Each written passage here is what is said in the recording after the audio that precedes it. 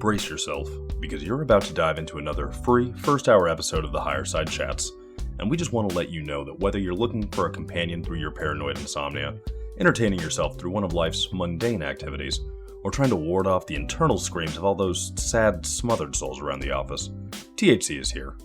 And you should know that every episode of the Higher Side Chats has an entire second hour for Plus members. Sign up at thehighersidechats.com and you'll get years of Plus show archives, lifetime forum access, a special invite to Greg Carlwood's monthly joint sessions, MP3s of THC music, bonus episodes, tour videos, and 10% off t-shirts, grinders, and whatever else ends up in the Higher Side store.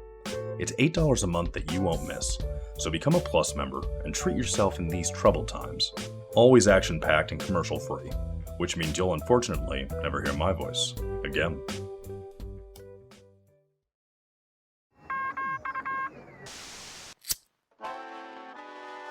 In the 1930s, President Franklin Delano Roosevelt addressed the nation through a series of radio broadcasts known as the Fireside Chats. His aim was to reassure the common man that our society would recover from its troubled times. Well, we're far from 1930, and I deal with a different kind of fire. For a new era of worldly frustration, we offer a fresh conversation. I'm Greg Carlwood, and these are the Higher Side Chats. Here we go again, Higher Side Chatters. From sunny San Diego, I'm Greg Carlwood, and we know the planet's puppet masters live lives that are nearly indistinguishable from our own, with belief systems we barely get a glimpse of, and a worldview that never trickles down into the education of the masses. But what we do get is a carefully crafted construct telling us what they want us to know about the Earth, the universe, and our place in it, despite much of it being flawed or downright impractical. They draw the line for us between what's scientifically possible and what's science fiction, despite routine crafts in the sky that defy those rules and a suppressed scientific paradigm of electromagnetism and ether physics that's more than valid. And they also brainwash us with a version of history that is constantly being upended by new discoveries that don't fit the mold, but they do very little to update the flawed story, and I wonder why that is. Sometimes the lie is more about what they leave out than what they tell you, and if you do enough digging in almost every subject area, you'll find a real unfolding of information that seems far more internally consistent than the consensus models that they give us. But with all the so-called certified scholars kept in check by the unwritten rules of staying in one's lane and never really rocking the proverbial boat, you're left to build your own world. And today's guest, Ari Asulin, has done just that, pulling information from all sorts of suppressed sources. He has put together many oftentimes compartmentalized pieces of conspiracy culture, alternative science, cosmology, and hidden history to recontextualize reality into a coherent yet epic reconstruction of everything that I'm psyched to get into. You can find his work on his website, paradigmthreat.net, and I advise you to strap in because it's going to be a wild ride. The reality reconstructor, alternative information investigator, and teller of the Martian truth. Ari, welcome to the Higher Side. Hi there. Thank you for the intro. Excellent. Thanks, man. And I really appreciate you agreeing to an interview. You bet. This is exciting. Glad to hear it. I don't even know how I found your website, but I do think it is really fascinating. You pull in the hollow Earth, the electric universe model, Mars, and a history of the Earth and the elite that is the sort of epic alternative reconstruction that I would really get excited about in the early days of this show, and I think this audience is really going to love it. And when a person first goes to your site, they're greeted with this. It reads, "Not another controlled opposition conspiracy website." If you're like me, you've noticed by now that the vast majority of conspiracy theory channels in the Western world have fallen into the category called controlled opposition. They were real at one point, and then something happened, and now they're willing controlled opposition agents. The main giveaway for a CO agent is they say a lot and leave us with no satisfying conclusions. Therefore, the goal of this website is to seek satisfying real or fake conclusions to every conspiracy, right? Why not? And I do like that attitude, that if something is real or accurate, then it should stand up to the pressure of being questioned. And I know we have a lot of material to try to present to people, but tell the audience a bit about the research journey you've been on and the methodology that guides your work, if you could. You bet. This project, and I am a hobbyist conspiracy theorist. I've not done this at any professional level, but as a hobby, I just opened up a folder and eventually started collecting all of these bizarre memes and factoids that have been spilling through the internet over the last 10 years. After a while, I realized if I don't keep some of these photos, I might not see them again. A lot of these photos get blacklisted and they disappear. So some of the best data that I had was being collected in this folder. I decided to create a website with all the images. Then I decided to give it some content. I just wrote a really kind of ugly script of what I kind of think is the questions to be asked here. And I asked myself a bunch of questions that came to mind and then set on the quest of trying to answer them. So essentially, what I have is a huge bucket full of topics that relate to various suppressed truth or things that we haven't been told about or things that are controversial that just haven't been concluded yet. And in this huge mess, I've been trying to sort of order what I believe, as you said, a reconstruction of events that might tie all these things together, but more importantly, deduce a great deal of stuff that just isn't true. I guess my biggest goal here is to deduce things that aren't true rather than get lost in kind of the myriad of alternate explanations that are provided to us by the establishment and the controlled oppositions. So I hope that makes sense there. Yes, it does. Yes, it does. And you grouped the different subjects from your site into basically 4 articles. And the first one is Problems with the Official History. And much of your reconstruction comes from the electric universe and Saturnian cosmology, which I am a big fan of. I've got shows with both Wal Thornhill and David Talbot in the archive. We've talked to guests about people such as Velikovsky when we can. So I really do like this radically different paradigm that these folks present, and this concept that our solar system works in a completely different way than we're told, and Earth has a very epic and different past. Walk us through some of this material and why you find it so credible. You bet, absolutely. And yeah, this is a great theory. And once you find it, you might jump on it, latch onto it, say, this is it. This is the one for me. I know I did. And some people reject this and say, I'm sorry, there's not enough evidence. So what we're really talking about here is presenting a lot of this, like you just said, has been presented to people in various ways. And I believe that hasn't been presented correctly yet. For example, Saturnian cosmology itself is a debate where a bunch of different authors are actually still arguing over conclusions, date timelines, causality of events, all of it. They don't seem to really have any consensus yet. And so maybe we're not really ready to present some of all this to the layman because they might reject it. They'll say, I see where you're going, but you're not there yet. So my little mission here was actually, I kind of stumbled upon this primer that helped me navigate through this chaos of truth and lies. Essentially, it's predictive programming. And if anyone's unfamiliar with that term, predictive programming is where in our media, in our history, news, books, you name it, you will find redactions that include predictive ideas that you'll encounter in the future, things like racism, things like world politics, and they program you to have a specific response to those predictive events of the future. This predictive programming has studies done about it. I've seen plenty in the past, calling it out in movies, everything, you name it, it's all over the place. So the only question is, what is predictive programming? And the only question I've ever asked is every time I look at history, movies, some kind of contradiction that just doesn't fit or doesn't satisfy, I say, what does the predictive programming want me to take away from this event? And so as it turns out, we actually have a great deal of evidence available pointing us directly at the real truth of all of this. And so much of it is tied up in A, predictive programming, and B, literature where a lot of people are still kind of fighting. So you see, in between that, I kind of found a primer where I can sort of rule out things that aren't true and sort of focus on what could be the truth so I can have some kind of imagination for it myself. Otherwise, I, just like everyone else, would be lost in the myriad of possibilities. So yeah, just a little quick intro of predictive programming there. But my goal for this first article then was to start a person who's very familiar with the mainstream approach, the dogma of the establishment science, NASA, and so forth.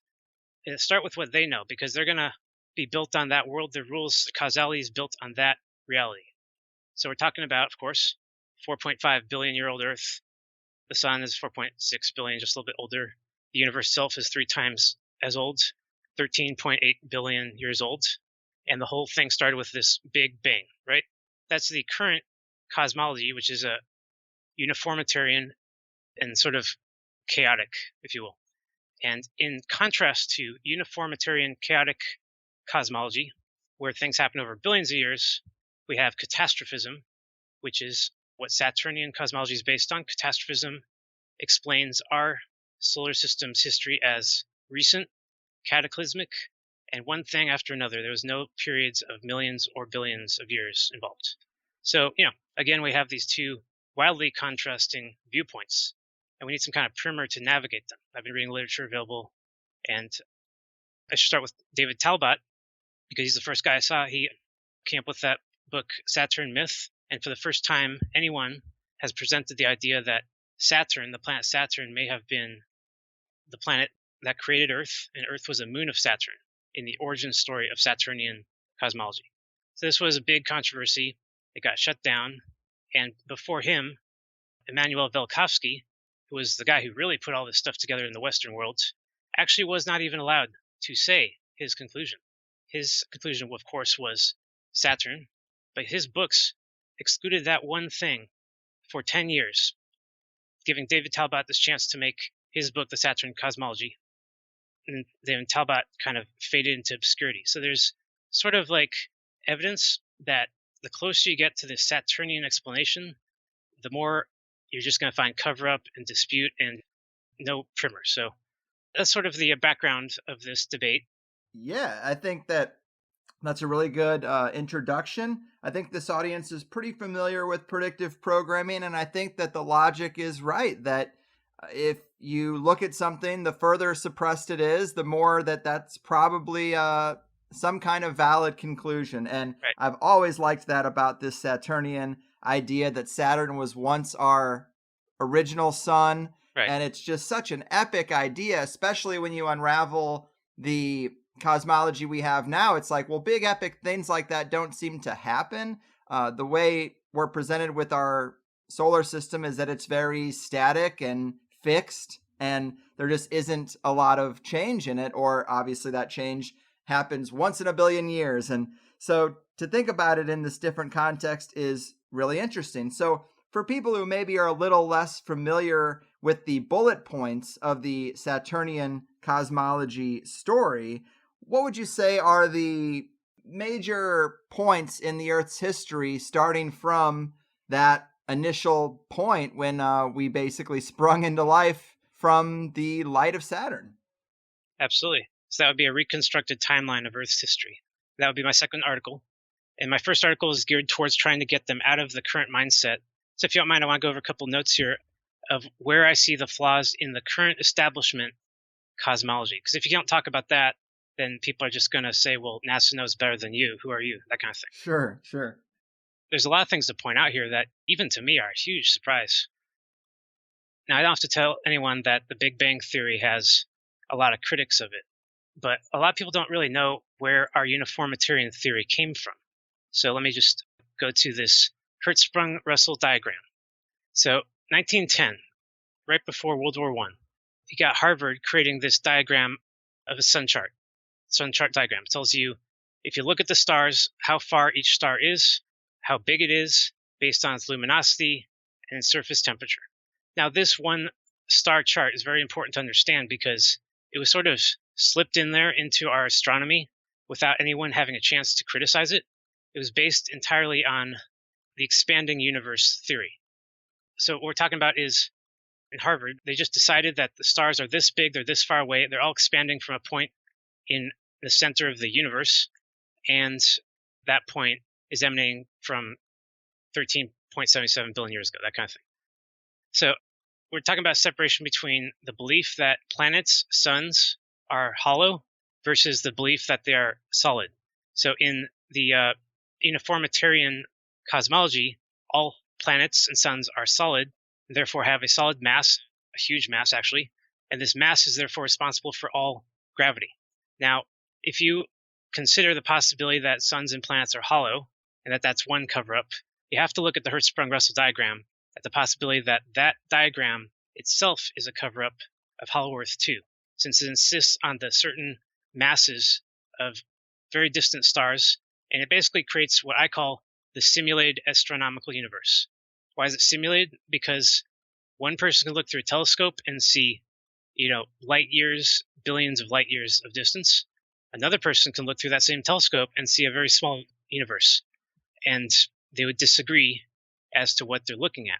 So our simulated universe, our huge light years across, billions of light years across, are 13 billion years old. All of those numbers come from this one diagram, this Hertzsprung-Russell diagram, which was created by Harvard.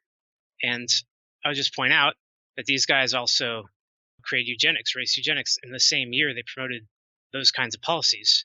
And in 1692, they were the ones who did the Salem witch trial, to give people some context of who Harvard is. These guys were deeply religious and on a quest to dominate humanity for whatever reason. I mean, that's what their history shows. So this one diagram, which all of uniformitarian cosmology is based on, has to be looked at. But there was actually something way more surprising to me than that, which I found, which was our accretion theory. The nebular hypothesis, which suns and planets form from accretion over millions or billions of years, was proposed by a man named Emanuel Swedenborg. And he was a Swedish mystic. And I've been looking at his website, Heaven and Hell here. He sought to explain why the Lord was willing to be born on Earth and not on heaven and hell. This guy in his literature talked about life on other planets. This is not the person that people would expect to have invented the theories of modern cosmology that people like Newton and Einstein based all of their theories on. This guy was a Swedish mystic and he had a religious agenda. So there's some other examples here, but I'm finding that all of our secular sciences are actually based on religious redactions in the past few centuries by people that we really probably shouldn't trust at all. All right, so I made that point there. And it's a good point to make. You're right that if you trace a lot of things back that are considered widely held Western assumptions, sometimes they come from strange places. And if we know that the advancement of certain ideas can be based on an agenda, well, it's important to know who put those ideas out first. So I'm with you there. And it's good to deconstruct flimsy conventional models first, but let's get deeper into this model you've put together from a few different important sources. As I mentioned, I am a big fan of both the electric universe and the hollow earth, but the deeper we go, the more radical it can seem, which is why it's fun stuff to consider. Yeah. But let me read a bit from your website here where you say, suns and planets are both charged hollow bodies, so there is no way to determine the mass of hollow stars. Right. In 1972, Ralph Jurgens stated, I can find no way to state this diplomatically, so let me be blunt. The modern astrophysical concept that ascribes the sun's energy to thermonuclear reactions deep in the solar interior is contradicted by nearly every observable aspect of the sun. And then you go on to say, orbital and surface gravity of a sun or planet is dependent on its charge, not its mass. Even though Jurgens' electric sun theory became the core component of the electric universe hypothesis, he is still ignored by academia. In 1979, Jurgens died of unknown causes only 2 months after publishing his last paper, Stellar Thermonuclear Energy, A False Trail? In 2007, Wikipedia deleted the entry for Ralph Jurgens. Apparently, the establishment wants his theories to die with him. Nevertheless, in 2018, NASA has begun to accept the possibility of hollow planets and gas giants. Too little, too late. Well, we've talked about hollow planets and stars here before, so that's probably not a shock to anyone listening, but it is that last line that I found so curious. Where do we see NASA coming around to hollow planets and stars as of 2018? Yeah, did you see that article? I did, but for the audience, I hoped you could elaborate a little bit. I wasn't sure if that was one of several indications they were opening up on this stuff or not, but either way, I guess we do have at least one admittance, right? Yeah, I just linked to the one from universeparticles.com, which described the theory that 2017 theory by NASA that Jupiter has a diffuse core that might have hollow concentric circles within it. So they're coming around to this possibility because Jupiter is a gas giant, and it's been impossible to explain it as a solid planet until now. But regardless of that point, I want to just point out that Ralph Jurgens was covered up even as recently as 2007 by Wikipedia, even though people like Immanuel Velikovsky reference him significantly. So why would Wikipedia ever delete this guy's article is beyond me. But that they're starting to come around or not coming around to hollow planets, that I actually don't know. They may not be, but I did see that one article, and it said that NASA is suggesting that Jupiter may have a diffuse core that's spread out more like in a gaseous state, which would make it more hollow than solid in the inside. Gotcha. But yeah, to concentrate more on Ralph Jurgens, his whole point was suns are negative or positive. You look at everything in terms of electricity in the universe, and you will see the real source of gravity. It's not mass, it's negative and positive. So I actually thought a lot about his theories and was able to understand how it relates to Saturnian cosmology. During his time, and the time of David Talbot in the 80s, 90s, these guys did not have plasma physics or any understanding of plasma physics. I remember plasma physics was sort of introduced in the early 90s in video games and movies and stuff, long before it was introduced in school. And in third grade, I actually had a weird story where I was trying to report on this, and I told my teacher that plasma is this fourth state of matter, and she said, no, it's not. It's something in your blood. So as you can see, plasma in the 90s was still very new. So these guys could not have understood how this Saturnian cosmology really works out. If we're talking about just gravity, that doesn't sound possible at all. But we're talking about positive and negative charge plasma playing out, and that's a very different kind of thing, very different simulation. Absolutely. And it's really interesting to reverse engineer everything we think we know about the cosmos and then put it in this new context. And I think you're nailing it. Excellent. Let me go to the next bullet point here that is kind of what I'm basing this investigation on. The point that Velikovsky made in his books, the point that stands till today, is that all of the civilizations on Earth made recordings of all of these events. That these recordings may be crude, like rock art, pendants and stuff, but they are archetypes, and they can be correlated into an archetype history. So that was a major important point, is that we have to decide if we're going to determine Earth history by things like carbon dating, cut the age of the rock, or if we're just going to look what was carved on the rock by people who were actually there, our ancestors. And we got to stop assuming that our ancestors were naive or dumb or doing it for pointless reasons. Instead, they're doing it because it was the only way to tell the stories that they have actually experienced. So that's another huge bullet point, is that we really should take the testimony of ancient civilizations as possibly the truth and not discount them as we've been doing. Mm-hmm. I agree with you there, but don't we still have to make some leaps of logic or draw some conclusions to get us to that Saturnian cosmology? Because it's never really spelled out in plain English. Obviously, they use different language, but we have to interpret their symbols and their carvings and their petroglyphs, and those symbols can be misinterpreted, of course, but oh, yeah. How do we know, how can we make a good case that this is what they were trying to relay to us, that this is the story of Earth, that it's quite weird that it started with Saturn as the sun? That's exactly it. That's the question. How can we come to an agreement on this? As I said, the different authors that have written on this, they don't seem to agree.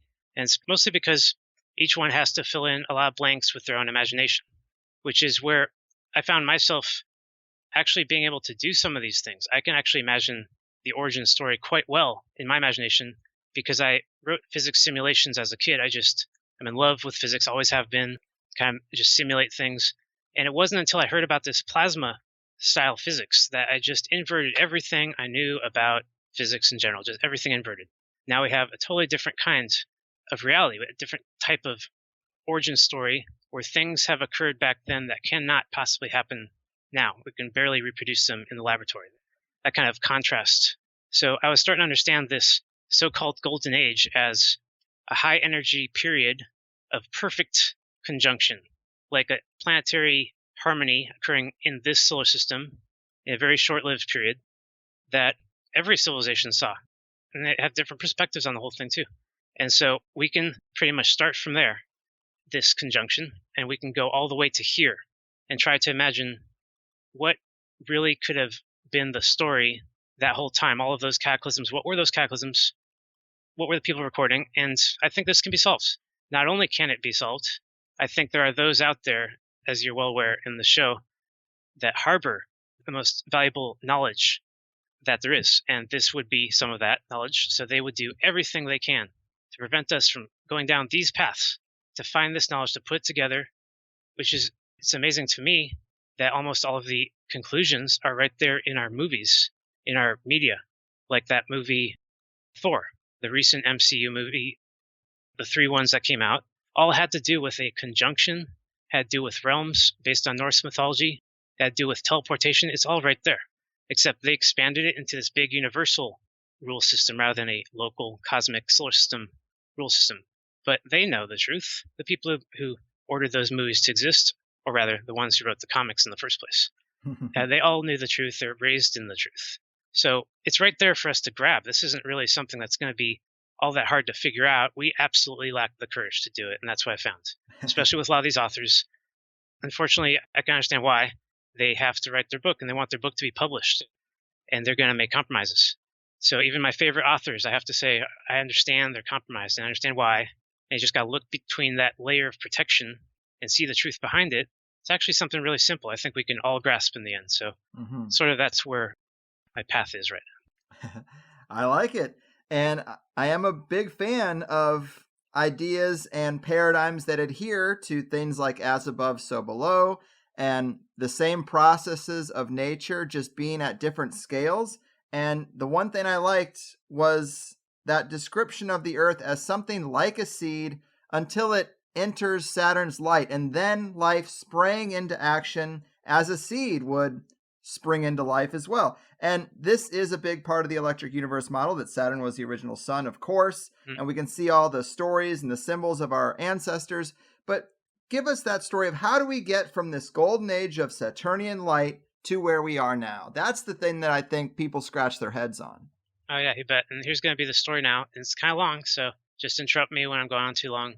I will let you deliver it in full because there's a lot of things we want to get to, but this is important foundational context. So give us that story, and then on the other side, we'll build it out. You got it. So here's the story to the best of my imagination and understanding. First of all, I had to choose a starting point, a starting date, which I chose 4077 BC because Jeannot Cook uses this date, and his book seems to be one of the best references for different civilizations, different calendars, different dates. But I will point out that there are many different origin dates and many different civilizations, and these things are very much in dispute.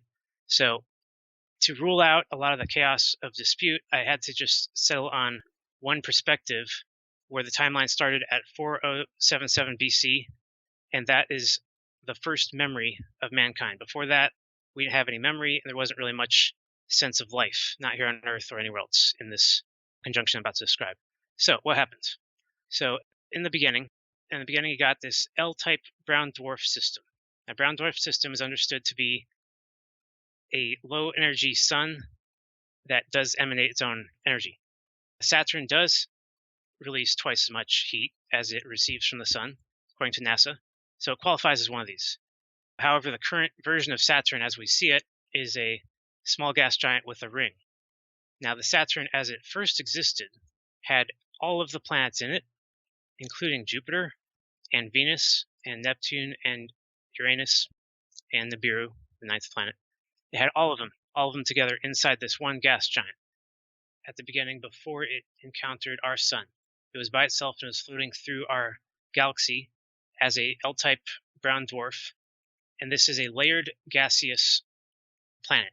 It's like a sun with plasma layers, and it has many layers. It has like 7 or 8 layers, and on the inside of it, you have this space where rock planets actually orbit on the inside. So it's sort of like an inverted solar system, and the planets on the inside, well, actually, there's evidence that this is how planets are formed. So let me back up really fast. In our sun, the sun's hollow, right? And you have reactions occurring on the outside, hydrogen and helium, creating energy, but also creating heavier elements. These elements in the hollow sun fall to the center of the sun. They form planets. These planets sort of orbit each other, and when they get too big and too charged, the sun actually ejects them. There's videos on YouTube where you can actually see our sun ejecting a planet. This happens. It's disputed, but there's videos of it. These planets will then collect in something like a L-type brown dwarf. So anyway, this system had rock planets in it. It had a bunch of gas in layers, and it reached our sun's internal system. Our sun is a positively charged sun, and the brown dwarf Saturn was also positively charged.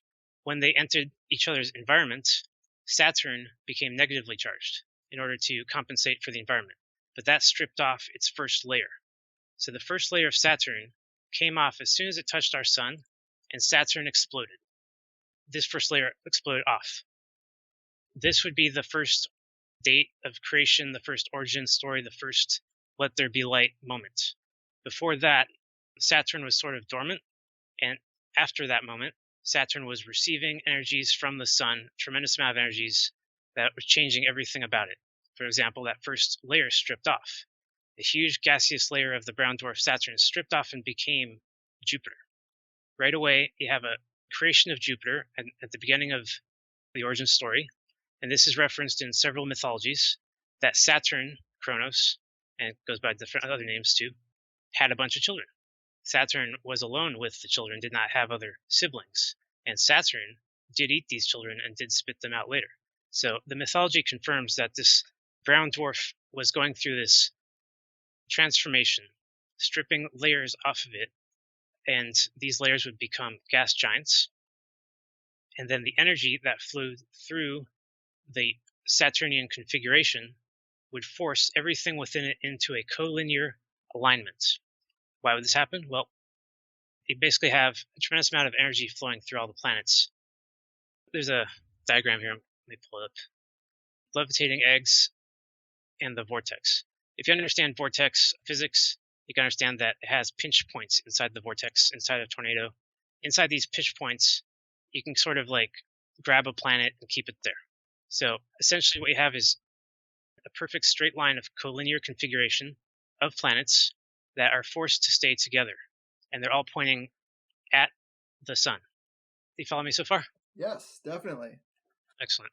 All right, so here's how the configuration plays out. First you had the sun, and then you had Jupiter closest to the sun. Behind that, you had Saturn. And Saturn was the part that we could see. You look up in the sky in the North Pole, any part of Earth, and you would see Saturn fixed in the North Pole, and behind it would be Jupiter, but you couldn't see Jupiter.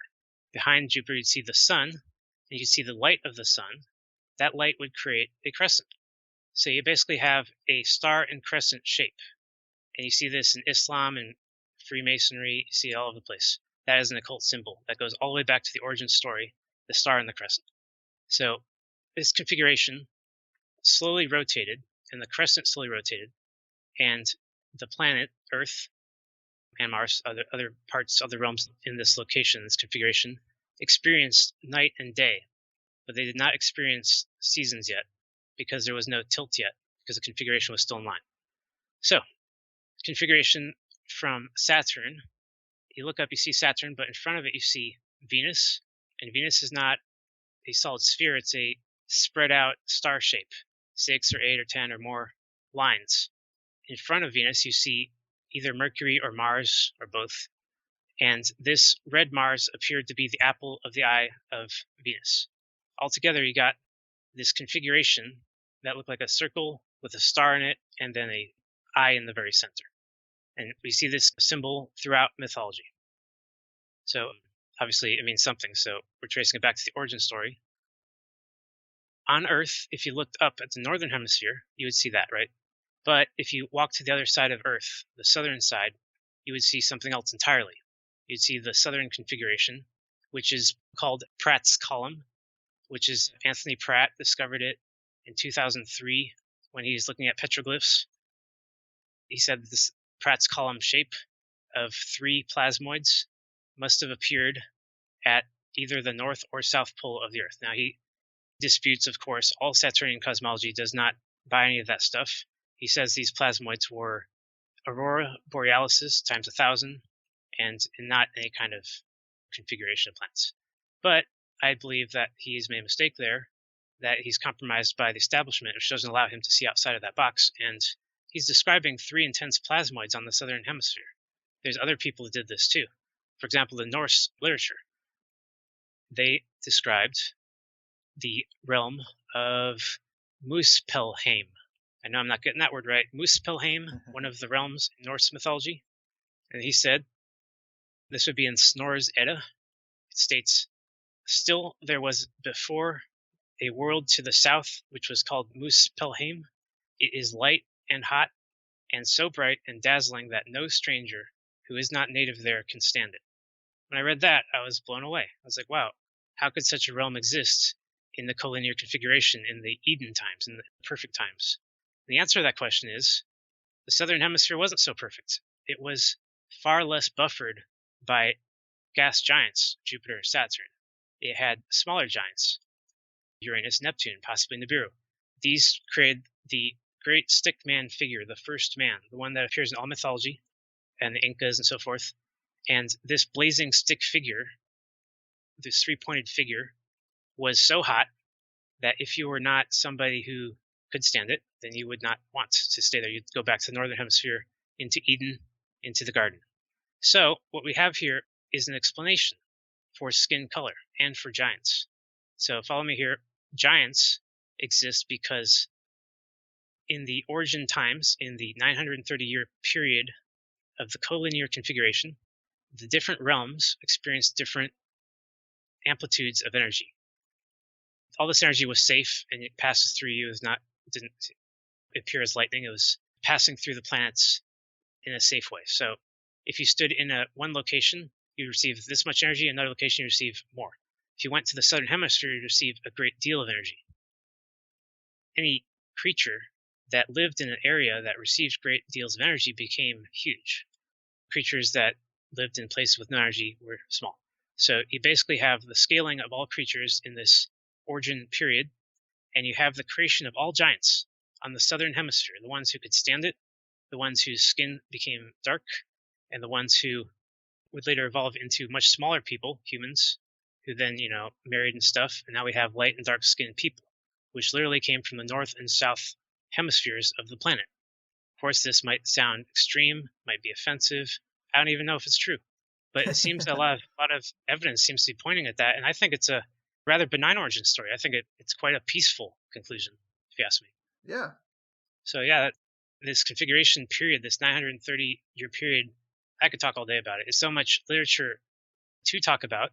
The Norse, for example, in their realms, Midgard was where most people lived, and most humans would see this location in the North Pole, this giant tree that it's an energy, tree of energy, flowing from the North Pole up into the other planets, into like a bigger tree, into essentially Saturn, which some people said, that is our creator, and other people disagreed. There's one other thing I can talk about here, and that's Atlantis and the Atlantis theory. Want me to go into that? Sure, please. So right here, we're talking about all mythologies converging, and if Atlantis existed, here's how it would have existed. There's very little literature for it, Plato and so forth, and none of it really matters so much as that if we use our imagination, we can sort of figure out these things. The literature I did find described 3 major kingdoms of Atlantis. They're called Poseidon, Og, and Arian. Of course, we've heard Arian before. Poseidon would be the very center one, and it was the most important one. It was a city built in the very center of the North Pole of the Earth, which the energy from the Earth is flowing straight up into the sky at that point. So if you build anything there, you have extremely high energetic buildings. You'll have everything, magic, you name it. So they did. They built this Poseidon Emerald City, as it's been described in all literature. And of course, in redacted literature, we've seen emerald cities. They always describe this one specific location as high energy. And from what I understand, these crystals can be grown left-handed or right-handed in the ground to become any size and carved into any shape. So you see how, as long as the crystals are growing fast, they can build an Emerald City out of it. So pretty cool. These guys invented all of the origin technology all at once in this one location due to extremely high safe energies passing through it, the abundance of emeralds and things like that. So now let's talk about the deep state, because the deep state is essentially this concept that has influenced Earth affairs one way or another, or maybe it hasn't. Maybe I'm all wrong. But if it has, then we have to trace its origin story all the way back to this point, where everything was benign and everything was fine, and suddenly things weren't. So here's what I believe happened. In Pisidia, they did have the advanced technology, but they didn't necessarily want to share the knowledge. So they essentially became a Wizard of Oz situation, where they told people that there was this invisible or visible god that they needed to worship and ask for all of the things that they want. People would come to Pisidia for knowledge, for technology, for healing, you name it. It was the place to go, and they considered themselves the tree of knowledge. Pisidia was the tree of knowledge. So, as it turns out, inevitably, the need to suppress knowledge to keep it a secret would have created a deep state society in Pisidia that sort of was the origin of the class system that we know today. You have people at the top who have secret knowledge, people anywhere below the top who are slaves to the people at the top who know the truth. In Og, in the literature, we're told that this location was completely dominated by Pisidia. So whatever this trick was to influence people to believe in these visible or invisible godheads actually worked on a small number of people.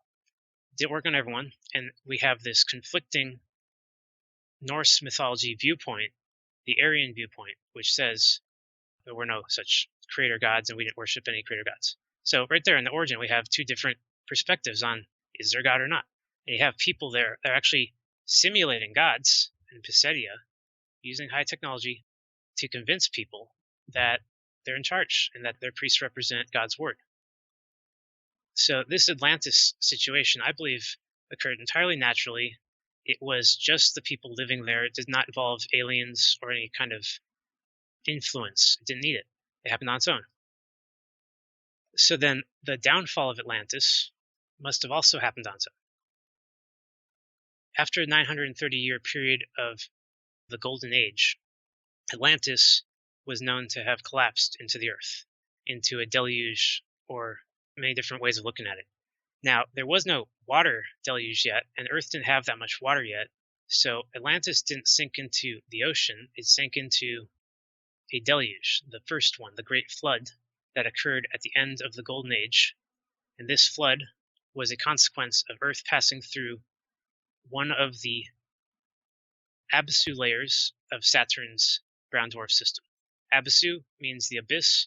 It's referenced in Norse and Christian mythology as this huge sea in the sky, not a sea on the ground, but in the heavens, a layered sea that is horizontal with the equatorial zones and covers the stars. You can barely see the stars through it. Now, this is actually water, and in plasma form, in hot form, it's plasma, but when it's cold, it's water. And the rings of Saturn actually contain the exact same water and concentration of salt as do our oceans here on Earth. So various studies have traced the Abyssal layers of Saturn to the creation of all of our oceans here on Earth.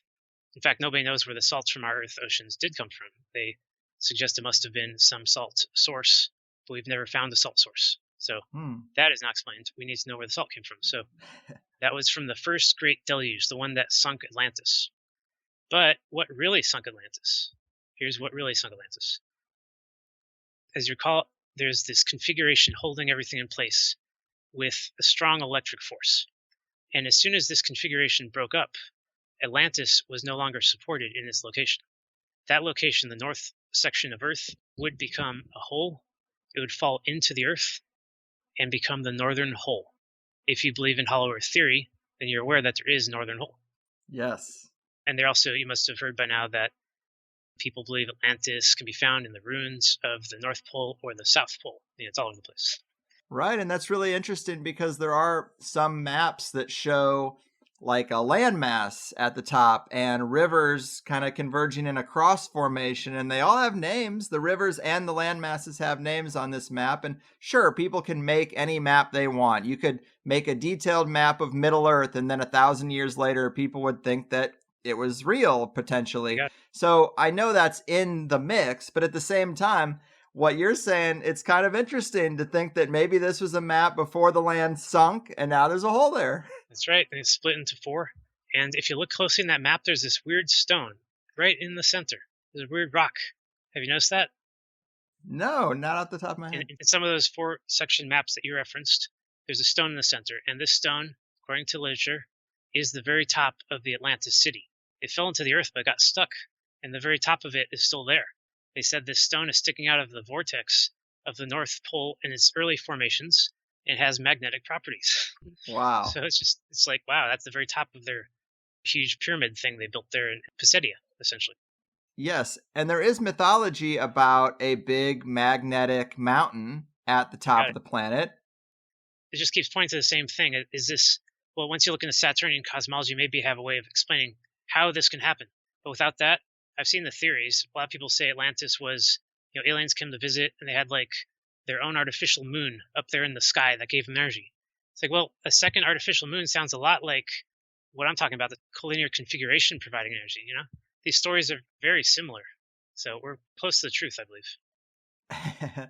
I love it, man. It's fun regardless. And I wanted to ask you a little bit about pyramids, because this is where it gets pretty epic. Oh, yeah. Let me read from your website again. You say, quantum entanglement. During the Golden Age, there was an overabundance of high-amplitude, low-voltage energy flowing through each planet in the configuration, which Norse refers to as the Bifrost. Right. As the planets in this configuration did not spin, each north and south pole acted as a strong quantum entanglement between planets. Building pyramidal structures upon these locations enabled humans to travel instantaneously through the Bifrost.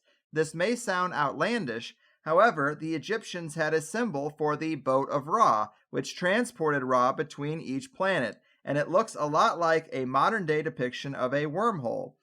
Talk to us a little bit more about pyramids, because this is a pretty out there idea, but it's crucial to your reconstruction. Obviously, we have pyramids all over the earth, and there are some images that look very much like pyramids on Mars, so how could this be? Right, absolutely. This is a weird factoid that is in literature, and we're talking about instantaneous teleportation. It's like, how do they do that? Well, here's the thing. No one invented instantaneous teleportation. They discovered it.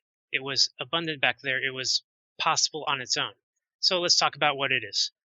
Quantum entanglement is the idea of quantum physics, which contrasts with Einsteinian relativity and says that you cannot put energy into the earth, you cannot destroy it.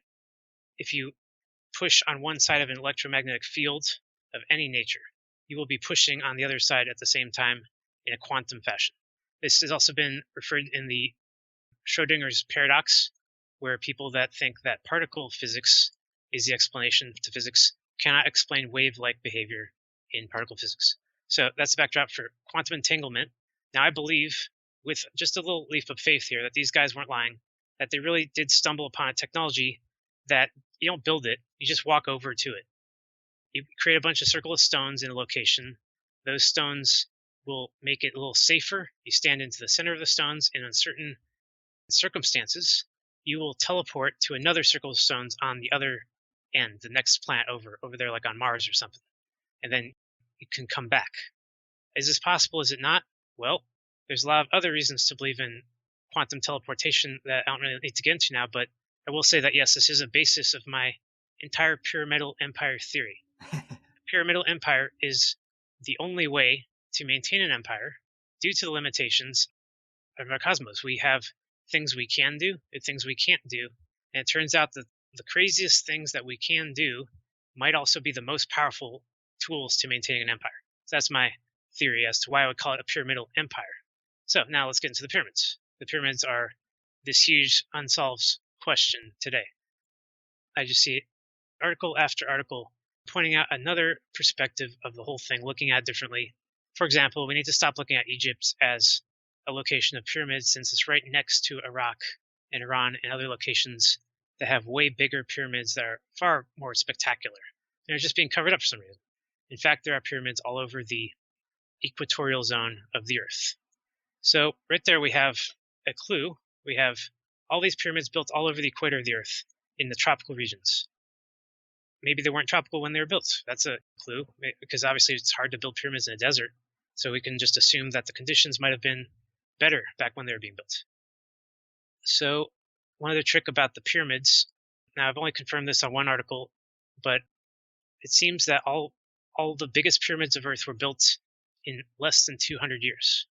I know that a huge string of pyramids were built in a very short time, especially the ones in Egypt were built in 200 years. So the question to ask here is, why would anyone build pyramids, and why would they build them all at once? And then why did they stop building them? What was the nature of this quick pyramid dealio? Who even had the means to do that? They must have convinced a lot of people to do that. So again, we can just kind of drop everything we know about empires and just imagine humans stumbling on this technology again and deciding what to do with it. You got those people convincing everyone, we need to build these pyramids, because with that technology, we're finding these ley lines across the Earth. These ley lines were the same energy that we saw in Atlantis. So essentially, I'm thinking that it was Atlantis people that convinced everyone to build the pyramids. Don't know for sure, but they would have suggested if we build the same pyramids in the same way on those ley lines, we can do the same things. We can communicate between them. We can feel healthier because you stand inside that energy flow, you live forever and stuff. You can even teleport. You can do all these crazy things from the Golden Age. Were they able to? Maybe, maybe not. Here's why it doesn't matter. After that 200-year period, nobody was building any pyramids anymore. So we can assume that whoever built them got what they wanted out of them. The ability to communicate across the planet in real time due to well, I'll explain that one really quickly. The pyramids would be harnessing energy that's periodically crossing the Earth. And as that energy creates quantum entanglements between locations, it may not be enough to teleport, but it certainly is enough to send messages. You create chambers within the pyramids. You put either stone, gem, or gold, metal, idols, rocks, godheads, things like that in the center of the chamber. The energy will coalesce to that point in the center of the chamber. If you knock it with a hammer, if you speak to it, to the idol, then the idol on the other pyramid may hear it. And this is a way to simulate gods. This is something that we see in Egyptian literature and also in the Hebrew Exodus story. We see people making idols and trying to talk to them and stuff. We just don't know why they're doing this, So I'm offering a possibility here. It's because these pyramids actually had a function to them. And this function did not free humanity or help anyone in any way. They only allowed this Atlantean deep state to reassert control over everyone here, on Mars, anywhere that you can go. Why do I think Mars? Well, because people find pyramids on Mars. So we have to assume that maybe that is a shared story here, that these pyramids connect to each other on Earth and to the ones on other planets in the configuration. Yes, I love it. And this is obviously very epic. And when you dive into your website, it's also very dense. You go through a ton of biblical stories and recontextualize them in this paradigm. And there's obviously way more than we can talk about today. But because you've mentioned the elite and the deep state and Mars a few times in the first hour, I really wanted to try to throw that log on the fire as well. The ruling elite, you go much deeper than the Rockefellers and the Rothschilds, and you say that they are Martian, even maybe to this day controlling us from Mars. Fold that in for us. Oh, you bet. So as you see, that we have a shared origin story here that includes Mars. Mars wasn't a distant planet this whole time. It was right there in the collinear configuration with people transporting in between. So after the configuration broke up and the planets started to find their long-term orbits, they're cut off from each other. And it wasn't until modern times that the people who may have been left on Mars were able to reassert control of Earth. This is my more modern part of the history reconstruction timeline, where I described that something really fishy happened with the Vatican in the 12th century, where they sort of create a bunch of fake history prior to that and reset a bunch of dates that were close together and stretched them out into long periods. They did all kinds of weird things back then. So who was behind that? Well, there might have been somebody on Mars who was slowly trying to create a religion on Earth. And if I'm right about that, then I think I have the motivation for the entire Cathar suppression by the Catholic Church, which is sort of a linchpin in history, which leads to all of the events of modern day, one after the other. It was all about this Cathar suppression, trying to suppress the Gnostics from challenging the narrative of the central church authority. And in that conflict, they created Judaism, Islam, modern Christianity. It was all right there. So sure, we could have done that on our own, but they also could have been influenced from somewhere else. So that's where my Mars theory basically comes from. I like it. And you have this section about how the Martians control us since the configuration of the planets are now screwed up and the pyramids don't work anymore. But you write, travel to Earth, despite what you've seen on Star Trek and Star Wars, space travel via spaceship is impossible for living beings. Earth's electromagnetic field flows through our bodies and keeps us alive. If we were to leave it or get anywhere near the Van Allen belts, we would die. Exposing yourself or your spaceship to the sun's EM field would be certain death, regardless of size. Martians can only safely get to Earth via natural or man-made quantum gates, like CERN, which only operate when the planets are in opposition every 26 months. No living creature could survive space travel in a small cylinder, nor can it survive a comet-like re-entry burn, nor can it survive for days inside scalding metal. But a remote-controlled machine can. When Martians lose control over the gates, they lose control over Earth, and they must use other means to reassert control remotely. Martians cannot travel between planets on cylinders, but they can send robots through space and remote control robots on Earth. Okay, well, there's a lot to unpack there. Yes, there is. And there is a section of your site about the sort of tripod robots we saw in War of the Worlds, and you referred to H.G. Wells as a plagiarist who fictionalized a real event that took place in London in the 17th century. Right. And we are off to the races now. This is a very unique take, and I know it's probably a lot to summarize there, but can you fold some of this in and elaborate on how this story plays out? Yeah.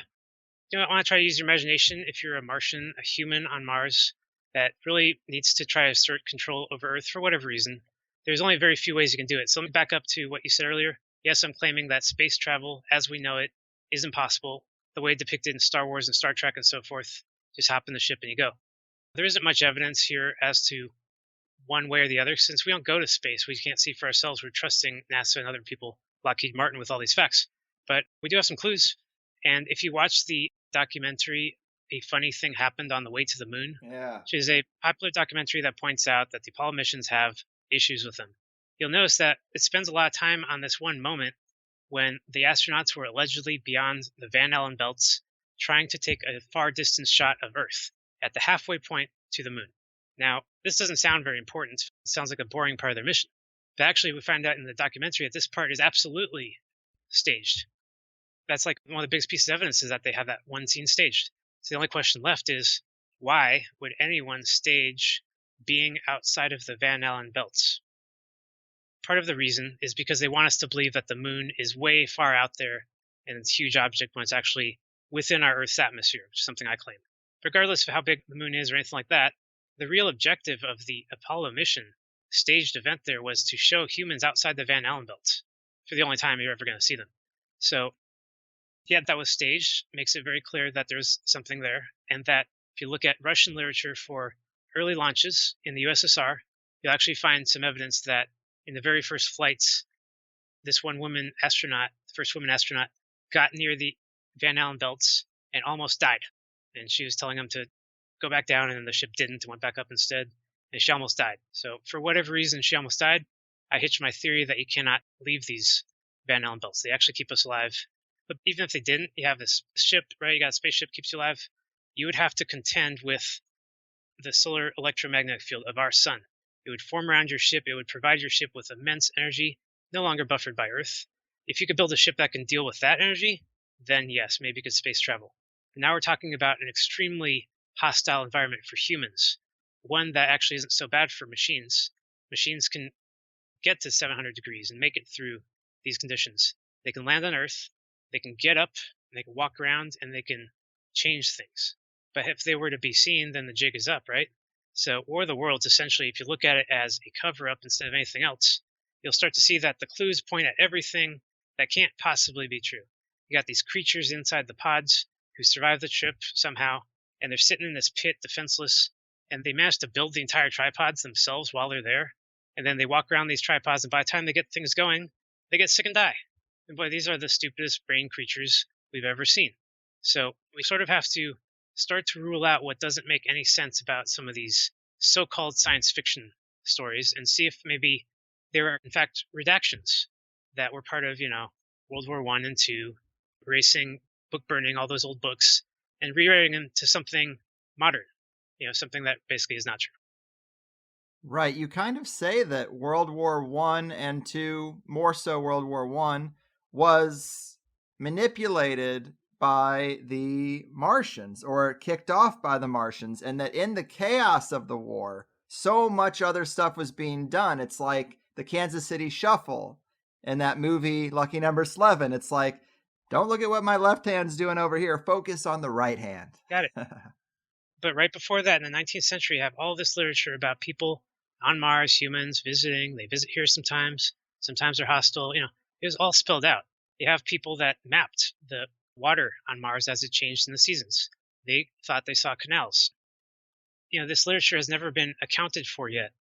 A lot of people say, oh, the people who saw canals on Mars must have been using blurry lenses. You look at these stories closely and you look at what detail they've described cities and life on Mars. It could not have possibly have been a mistake. These guys were just studying life on Mars. So after World War I and II, by the time the dust settled, these stories were gone and redacted. But still today, no one can account for those images, these great detail about these canals. So not to get into too much of the history there, but I actually do have a theory as to why they did see all those canals back in the 19th century and why you don't see them today. And so kind of hitch my theory on that as well. Yes, you say they removed the water and everything kind of went underground. How does that play out? Right. So unfortunately, let me just get right to the point. The people who are behind this are not the average people on Mars. The vast majority of humans are normal, just like you and me. And the controlling faction are a type of human who has gone through every stage of technology, stay as long as they can, alive as long as they can. They sort of became vampires. They could not create their own blood anymore. And then they go into the next phase, which is they go into like a little bottle, and then they put their bottle into this machine, and then their machine becomes their body. There's all this literature that these types of beings can exist for about 100 years or so, at which point they get sick of that lifestyle and they want to go into the fourth state of existence, which is called archons. Archons online have many different descriptions. No one knows what they are or who they are, but in my opinion, archons are a surgical process of putting one life form into another. So anyway, you got these humans, ex-humans on Mars who've been around for a long time and have a sort of family banker control structure over their entire planet. It would be well within their power to construct all of the cities for everyone and then just say, deconstruct them, we're in charge now. And unfortunately, I believe that's exactly what happens. They duped everyone on Mars into thinking that the 20th century is going to be peaceful and we're building cities and everyone's going to be happy. And then there was this devious plan to start war here on Earth. But while the dust was settling, they realized here on Earth that people had already observed the life on Mars. So unfortunately, I don't see any other way, but those cities on the surface of Mars would have had to have been dismantled to keep this World War II story of how it actually went down going forever. As soon as we see Martians, then our modern history unravels. I like it. And as we're kind of trying to pull this all together, I know it is so much that we fit into 2 hours, but where did our sun come from, and is it possible that it goes negative? The suns appear to be fixtures in our cosmology. There is no universe. There's no galaxies. We're just one big galaxy. The Hertzsprung-Russell diagram has led to a lot of lies, like the idea of many galaxies expanding with billions of light years in between them and stuff like that. There's no such space in this universe. We're actually in a very structured, ordered universe, a cosmology. And everywhere you go, you'll find structure. Our sun is a structural fixture point. It's being pushed against other points, And these points in the sky are fixed. Everyone agrees that the stars are fixed and that they have not changed in history. Some articles will dispute this and say, of course, the stars change.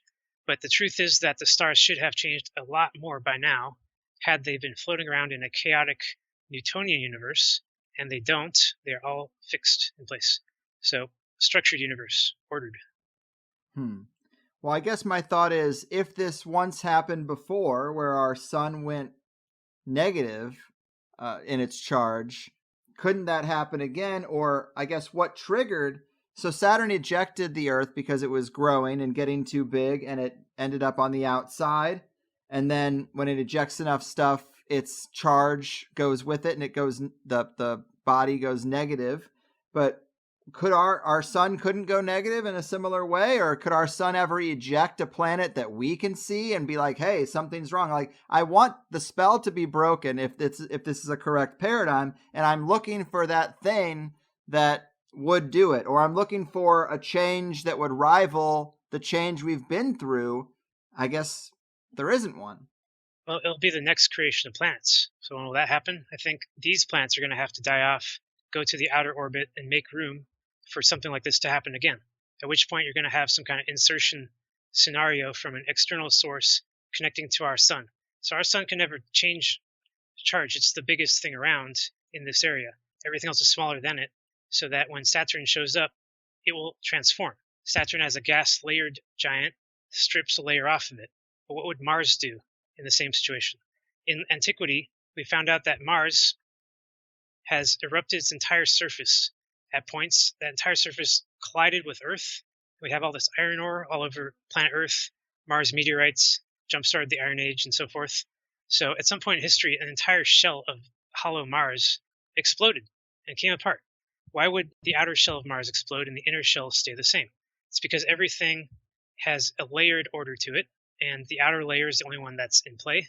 And when the sun's positive environment reaches a positive outer layer, that positive outer layer must strip out, and the next one below it is the negative layer, so that one's stable. So now you got the inner layer of Saturn, negative cathode, connected to the sun, positive sun, and everything is now stable again. Like a snake shedding its skin, sort of. Oh, yeah, totally. Very natural. So, could the Earth shed its outer layer? Earth's different from Mars and Venus. Venus doesn't have a rocky core or anything like that. They say it does. It doesn't. In antiquity, it took many shapes. It appeared as a dragon. It appeared as the Ouroboros that bit its own tail and wrapped itself around the Earth. So you can see Venus is something else. It's a huge, gaseous, soupy kind of thing. It's very hot and very charged. And Mars is a rocky, kind of cold planet.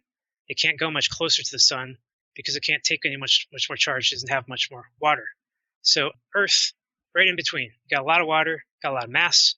You don't have anything that's causing our shape to change. We're a very stable planet that supports life.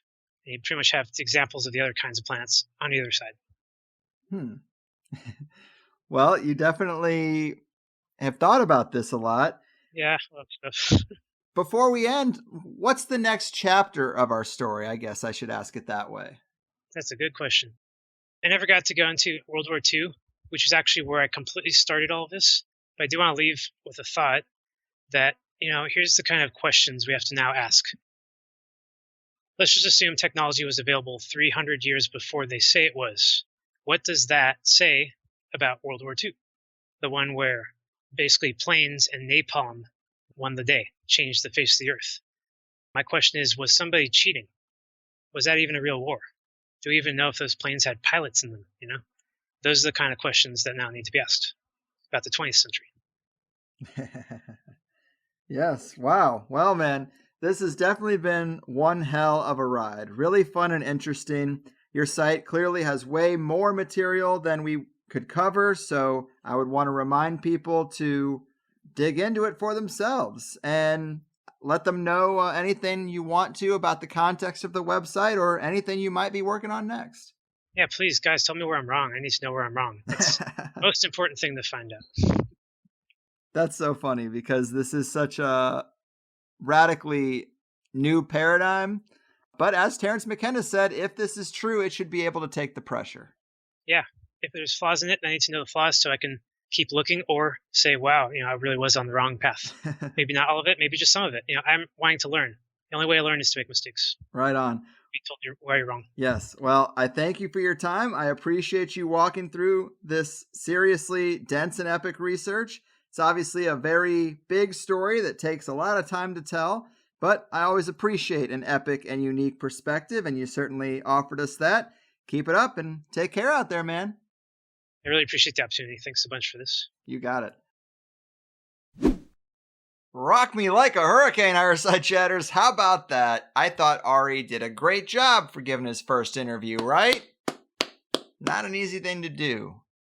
It's complicated material. I know it's easy to get tripped up or not know where to start with a subject that's so huge. But I liked it because we got to talk about the electric universe model again, which I'm such a big fan of. But once you've talked to the two main guys and did pretty full, robust episodes about it, I don't know where to go with it. Maybe people out there know some more electric universe gurus that would want to come on the show. Maybe people that have a slightly different angle on it that I'm not aware of. I try to make episodes that cover something like the electric universe pretty complete and pretty timeless. And even though people don't always comb through year-old archives for fresh material, I never want us to just be repeating ourselves. So it is great that Ari is using a theory that I find really intriguing as a basis for crafting this narrative that he finds to be more likely and is certainly unique. And the fact that it is as wild as it is means it's right for us. And I know so much of our modern technology makes it a bit harder to entertain that we are as ignorant of our positions in this reality as cattle in a slaughterhouse, because we got satellites and real-time global communication and huge military monitoring of so much of the planet. But there is something curious about the apocalyptic material that has been classified and taken pretty seriously by agencies like the CIA. It seems pretty obvious that they have explored these sorts of avenues, and who knows exactly what sort of reconstructions they've actually entertained or what conclusions they've come to. It would be interesting to know how different their model really is. But it's also that perception that there are no more great secrets that contributes to perpetuating the status quo and that whole idea of hiding something in plain sight. I like that you really have to unravel an entire paradigm to understand how Ari comes to these conclusions. Martian Overlords sounds even more extreme if you don't wrap your head around this new school of thought on the formation of planets and the mechanisms that cause their movements and their relationship to the sun and to each other. To just say Martian Overlords, it's not enough. You really gotta unpack all these layers. And just to say that the pyramids could have been planetary portals or stargates, it doesn't sound as convincing as it does when you consider this electric universe model and the energy transfer between planets, and the idea that maybe we had some sort of cosmic tunnels from one to another. Could it be that humans kept building pyramids in different locations, trying to recomplete the circuit as it continued to come undone? I've always liked the idea that the pyramids were chambers that facilitated consciousness travel, like astral projection, and really amplified those sorts of effects while the body was still in the little box floating on the water or whatever it is.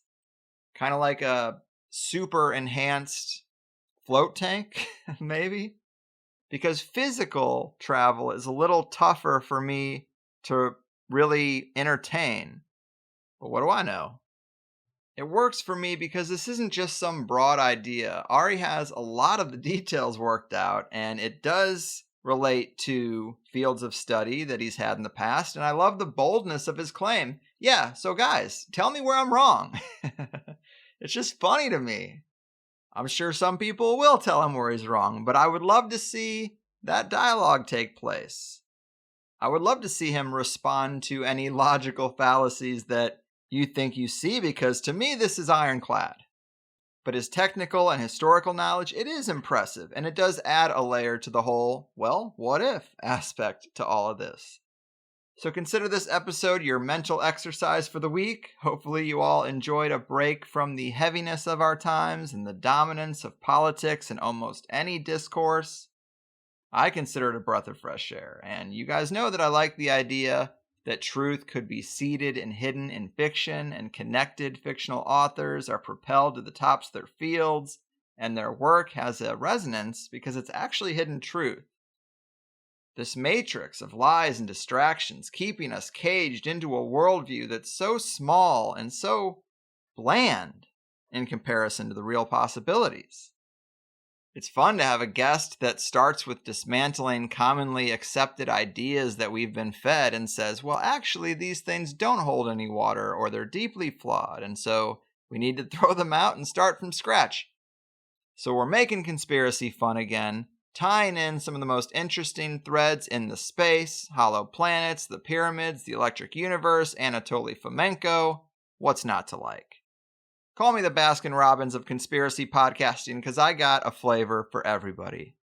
And for those who might be inclined to say, well, you're only doing something outrageous like this because you're afraid of the big ban, so you're avoiding the hot topics.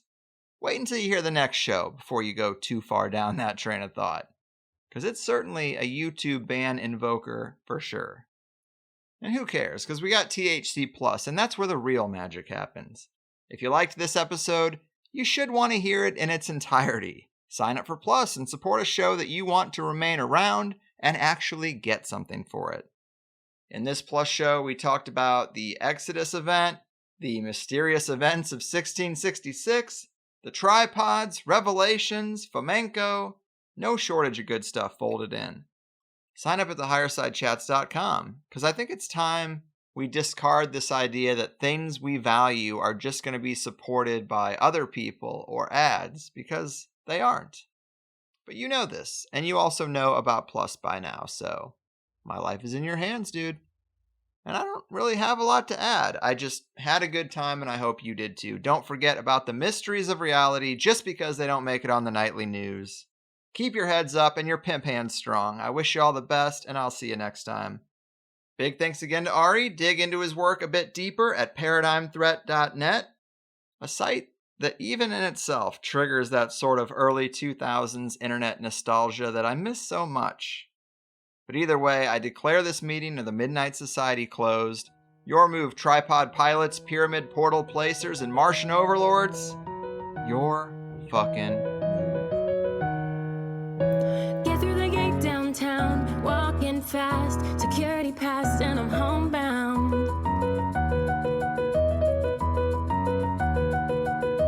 Yeah, well, that was the plan, but I got flagged, beaten and gagged, and my hands bowed.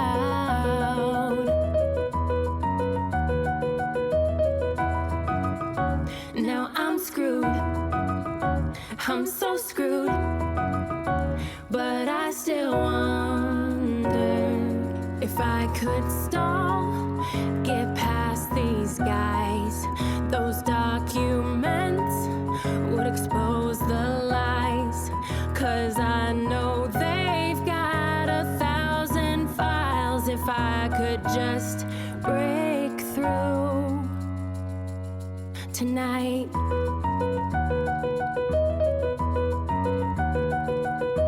Bioweapon disease, so many coups, blue beam 2 and more conspiracies.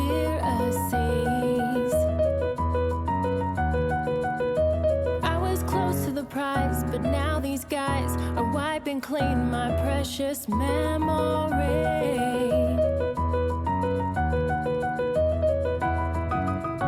Now I'm screwed, I'm so screwed, but I still wonder if I could stall, get past these guys.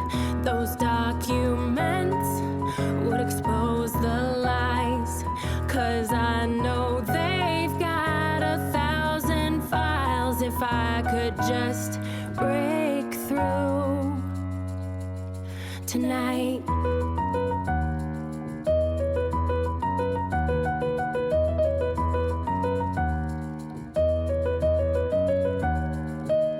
And I just want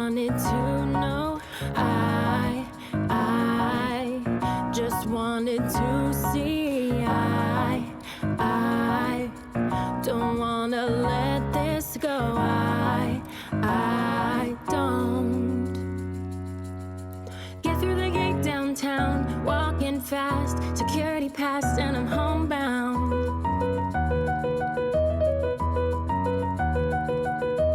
Yeah, well, that was the plan, but I got flagged, beaten and gagged, and my hands bowed.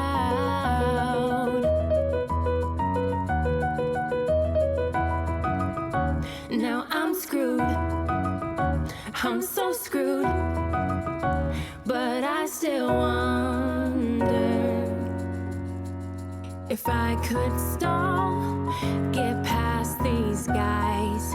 Those documents would expose the lies, 'cause I know they've got 1,000 files. If I could just break through, if I could just break through tonight.